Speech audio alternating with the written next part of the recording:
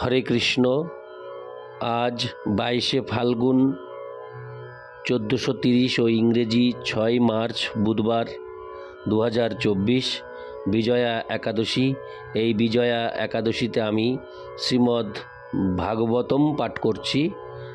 আজ আমি পাঠ করব শ্রীমদ্ ভাগবতমের দ্বিতীয় স্কন্দ 7ম অধ্যায়, বিশিষ্ট কার্য সম্পাদনের জন্য নির্দিষ্ট অবতার সমূহের শ্লোক 15 ও শ্লোক 16। অডিওর শুরুতে সকল ভক্তিমতী মা ও ভক্তবৃন্দের কাছে আমার একটি বিনীত নিবেদন, আপনারা এই ভাগবত পাঠের চ্যানেল জীবনের পূর্ণতাকে সাবস্ক্রাইব করে আমাকে আশীর্বাদ করবেন। নারায়ণ হে নারায়ণ ভবভয় হরণম নারায়ণ। শ্লোক 15। অন্ত সরস্বরু বলেন পদে গৃহীত গ্রাহেণ যুথপতিরম্বুজ হস্ত আর্ত আহেদমাদি পুরুষাখিল লোকনাথ তীর্থ শ্রবণ মঙ্গল নামধেয়।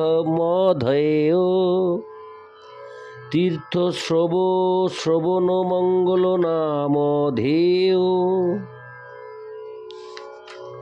অনুবাদ: অধিক বলশালী কুমির যখন জলের মধ্যে যূথপতি গজরাজের পদ ধারণ করে, তখন সেই গজরাজ অত্যন্ত কাতর হয়ে তার শুণ্ডের দ্বারা একটি পদ্ম ধারণ করে ভগবানকে সম্বোধন করে বলেছিল, হে আদি পুরুষ, আপনি সমস্ত ব্রহ্মাণ্ডের পতি। হে পরিত্রাণকারী, আপনি তীর্থক্ষেত্রের মতো বিখ্যাত। আপনার দিব্য নাম স্মরণ করা মাত্রই সকলে পবিত্র হয়, তাই আপনার নাম কীর্তনীয়। হরে কৃষ্ণ। তাৎপর্য: নদীতে অধিকতর বলবান কুমির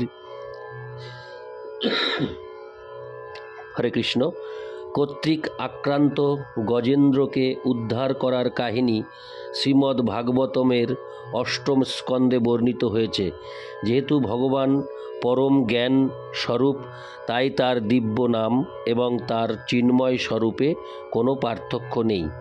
কুমির কর্তৃক আক্রান্ত হয়ে গজেন্দ্র অত্যন্ত পীড়িত হয়েছিল। সাধারণত হাতি যদিও কুমিরের থেকে অধিক শক্তিশালী, কিন্তু জলে কুমির হাতির থেকে অধিক শক্তিশালী। গজেন্দ্র পূর্বজন্মে ভগবানের এক মহান ভক্ত ছিলেন, তাই তার পূর্বকৃত সুকৃতির প্রভাবে তিনি দিব্য নাম উচ্চারণ করতে সক্ষম হয়েছিলেন। এই জড় জগতে প্রতিটি জীবই সর্বদা দুঃখ দুর্দশায় পীড়িত, কেননা এই জগৎটি এমনই যে প্রতি পদক্ষেপেই প্রত্যেককে কোনো না কোনো প্রকার ক্লেশ ভোগ করতে হয়। কিন্তু কারো যদি পূর্বজন্মের সুকৃতি থাকে, তাহলে তিনি ভগবানের সেবায় যুক্ত হন। সে কথা শ্রীমদ্ ভগবদ্ গীতায় প্রতিপন্ন হয়েছে। যারা দুষ্কৃতিকারী এবং পাপী, তারা দুঃখ দুর্দশায় আর্ত হলেও ভগবানের শরণাগত হতে পারে না। সে কথাও শ্রীমদ্ ভগবদ্ গীতায় প্রতিপন্ন হয়েছে। গজেন্দ্র যখন আর্ত হয়ে ভগবানের শরণাগত হন, তখন ভগবান তার নিত্য বাহন গরুড়ের পিঠে চড়ে তৎক্ষণাৎ সেখানে এসে উপস্থিত হন এবং গজেন্দ্রকে উদ্ধার করেন। গজেন্দ্র পরমেশ্বর ভগবানের সঙ্গে তার সম্পর্ক সম্বন্ধে অবগত ছিলেন। তিনি ভগবানকে আদি পুরুষ বা পরম ভোক্তা বলে সম্বোধন করেন। ভগবান এবং জীব উভয়ই চেতন এবং তাই উভয়ই ভোক্তা, কিন্তু ভগবান হচ্ছেন পরম ভোক্তা, কেননা তিনি সব কিছুর স্রষ্টা।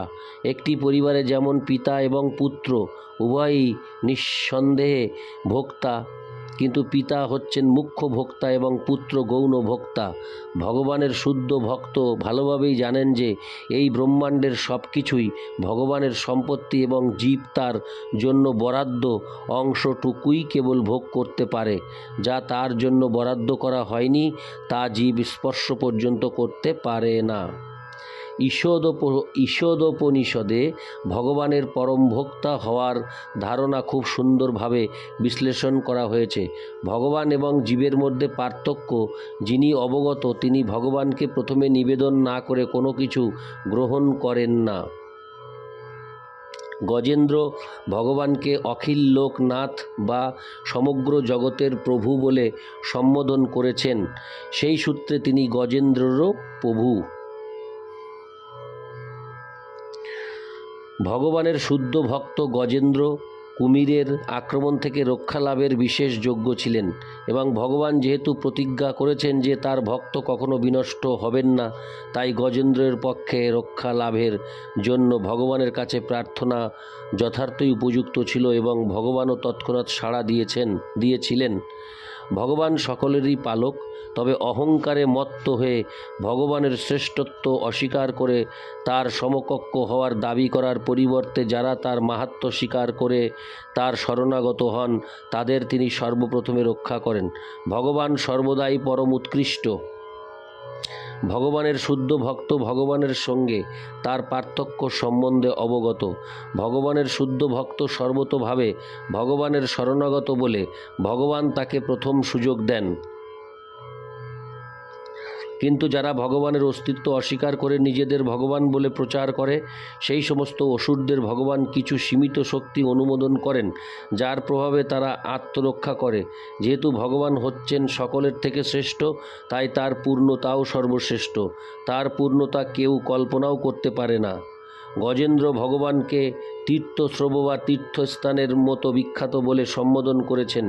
অজ্ঞাত পাপ কর্মের ফল থেকে মুক্ত হওয়ার জন্য মানুষ তীর্থস্থানে যায়। অজ্ঞাত পাপ কর্মের ফল থেকে মুক্ত হওয়ার জন্য মানুষ তীর্থস্থানে যায়, কিন্তু ভগবানের দিব্য নাম স্মরণ করার ফলেই কেবল সমস্ত পাপ কর্মের ফল থেকে মুক্ত হওয়া যায়। তাই ভগবান পবিত্র তীর্থস্থানেরই মতো, তবে পবিত্র তীর্থস্থানের প্রভাবে সব কর্মফল থেকে মুক্ত হতে হলে তীর্থস্থানেই যেতে হয়। তবে পবিত্র তীর্থস্থানের প্রভাবে সব কর্মফল থেকে মুক্ত হতে হলে তীর্থস্থানেই যেতে হয়, কিন্তু ভগবানের দিব্য নাম ঘরে থেকেই অথবা যে কোনো স্থানে থেকে কীর্তন করা যায় এবং তার ফলে সেই সুফল লাভ করা যায়। ভগবানের শুদ্ধ ভক্তকে তাই তীর্থস্থানে যেতে হয় না। তিনি কেবল নিষ্ঠা সহকারে ভগবানকে স্মরণ করার ফলেই সমস্ত পাপ থেকে মুক্ত হয়ে যান।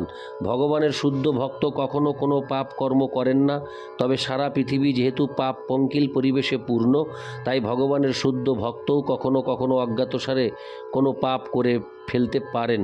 যারা জ্ঞাতসারে পাপকর্ম করে তারা ভগবানের ভক্ত হওয়ার যোগ্য নয়, কিন্তু ভগবানের শুদ্ধ ভক্ত যদি অজ্ঞাতসারে কোনো পাপকর্ম করে ফেলেন, তাকে ভগবান অবশ্যই রক্ষা করেন, কেননা ভগবানের শুদ্ধ ভক্ত সর্বদা ভগবানকে স্মরণ করেন। ভগবানের দিব্য নামকে বলা হয় শ্রবণ মঙ্গল, অর্থাৎ ভগবানের দিব্য নাম শ্রবণ করার ফলেই সমস্ত মঙ্গল লাভ হয়।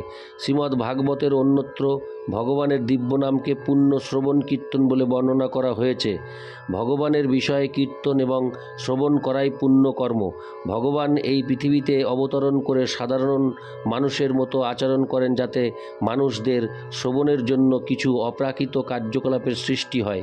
তা না হলে ভগবানের এই জগতে কিছুই করণীয় নেই এবং কোনো কর্তব্যও নেই। তিনি তার অহৈতুকী কৃপার প্রভাবে এখানে এসে তার ইচ্ছা অনুসারে কর্ম করেন।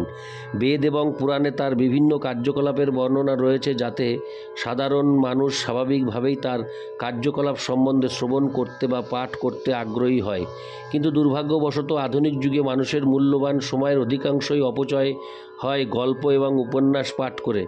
এই সমস্ত সাহিত্য কারোরই কোনো প্রকার মঙ্গল সাধন করতে পারে না। পক্ষান্তরে তা শুধুই যুবকদের চিত্ত বিক্ষুব্ধ করে রজ এবং তমগুণের প্রভাব বৃদ্ধি করে এবং তাদের দৃঢ়ভাবে জড়জগতের বন্ধনে আবদ্ধ করে। শ্রবণ এবং পাঠ করার এই প্রবণতা ভগবানের কার্যকলাপ সম্বন্ধে শ্রবণ এবং পাঠ করার মাধ্যমে সদ্ব্যবহার করা যায়। তার ফলে সর্বাঙ্গীন মঙ্গল সাধন হয়। তাই সিদ্ধান্ত করা হয়েছে যে ভগবানের দিব্য নাম এবং তার কার্যকলাপের বর্ণনা সর্বদাই শ্রবণ করা উচিত, এবং তাই এই শ্লোকে তাকে নামধেয় বলে বর্ণনা করা হয়েছে। ইতি শ্লোক 15। শ্লোক 16। মত্তা হরিস্ত মরণার্থী নম প্রমেয়শ্চক্রায়ুধ পতগরাজ ভুজাধীরূঢ় চক্রেণ ন চক্রবদনং বিনিপাঠ্য তস্মাদ্ধস্তে প্রগৃহ ভগবান কৃপয়োজ্জহার। অনুবাদ: চক্রপাণি শ্রীহরি সেই শরণার্থী গজরাজের আর্তনাদ শ্রবণ করে পক্ষীরাজ গরুড়ের পৃষ্ঠে আহরণপূর্বক তার চক্রের দ্বারা কুমিরের বদন দ্বিখণ্ডিত করেছিলেন এবং কৃপাপূর্বক গজরাজের সুর ধরে তাকে কুমিরের মুখ থেকে উদ্ধার করেছিলেন। তাৎপর্য: ভগবান বৈকুণ্ঠ লোকে বাস করেন, কেউই অনুমোদন করতে পারে না সেই লোক এখান থেকে কত দূরে। তথাপিও বলা হয় যে কেউ যদি মনের গতিতে ভ্রমণশীল রথে চড়ে লক্ষ লক্ষ বছর ধরে ভ্রমণ করেন তাহলেও তিনি সেখানে পৌঁছাতে পারবেন না। আধুনিক বৈজ্ঞানিকরা যে বায়ুযান সৃষ্টি করেছেন তা জড়, কিন্তু যোগীরা তার থেকেও সূক্ষ্ম মানসযানে চড়ে ভ্রমণ করেন। এই মানসযানের সাহায্যে যোগীরা অতি শীঘ্র যে কোনো দূরবর্তী স্থানে পৌঁছাতে পারেন, কিন্তু বায়ুযান অথবা মানসযান কোনোটি জড় আকাশের থেকে অনেক দূরে অবস্থিত ভগবদ্ধাম বৈকুণ্ঠ লোকে প্রবেশ করতে পারে না। তাহলে ভগবান কিভাবে গজরাজের প্রার্থনা শুনেছিলেন এবং কিভাবেই বা তিনি তৎক্ষণাৎ সেখানে উপস্থিত হয়েছিলেন? মানুষের পক্ষে কল্পনার দ্বারা তা অনুমান করা সম্ভব নয়। তা সম্ভব হয়েছিল ভগবানের অচিন্ত শক্তির প্রভাবে, এবং তাই এখানে ভগবানকে অপ্রমেয় বলে বর্ণনা করা হয়েছে। কেননা সবচাইতে বুদ্ধিমান মানুষও তার মস্তিষ্কের দ্বারা অঙ্ক কষে ভগবানের শক্তির হিসাব করতে পারে না। এতদূর থেকে ভগবান শ্রবণ করতে পারেন, তিনি সেখান থেকে আহার করতে পারেন এবং তিনি নিমেষের মধ্যে সমস্ত স্থানে যুগপৎ প্রকট হতে পারেন। এমনই হচ্ছে ভগবানের সর্বশক্তিমত্তা। ইতি শ্লোক 16। এই অডিওতে আমি শ্লোক 15 ও 16 পাঠ করলাম। দ্বিতীয় স্কন্দ 7ম অধ্যায় বিশিষ্ট কার্য সম্পাদনের জন্য নির্দিষ্ট অবতার সমূহের 15 ও 16 শ্লোকটি পাঠ করলাম। হরে কৃষ্ণ কৃষ্ণ কৃষ্ণ হরে হরে, হরে রাম রাম রাম হরে হরে।